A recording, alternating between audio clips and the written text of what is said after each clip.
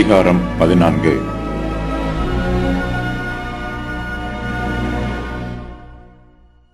சிம்சோன் தேவனுக்கு நசரேயனாய் இருக்கிறவர். அவர் இஸ்ரவேல் புத்திரரை பெலிஸ்தரின் கைக்கு நீங்களாக்கி ரட்சிக்க வேண்டியவர்.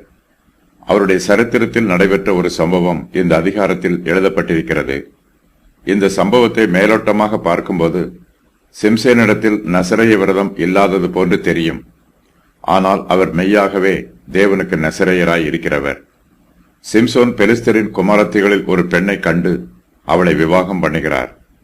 சிம்சோன் ஒரு பாலசிங்கத்தை கொன்று போடுகிறார். சிம்சோன் 30 தோழரிடம் ஒரு விடுகதையை சொல்லுகிறார். சிம்சோனுடைய பெண் சாதியின் உதவியினால் சிம்சோனின் தோழர் இந்த விடுகதையை விடுவிக்கிறார்கள். சிம்சோன் பெலிஸ்தரில் 30 பேரை கொன்று தன் விடுகதையை விடுவித்தவர்களுக்கு மாற்று வஸ்திரங்களை கொடுக்கிறார்.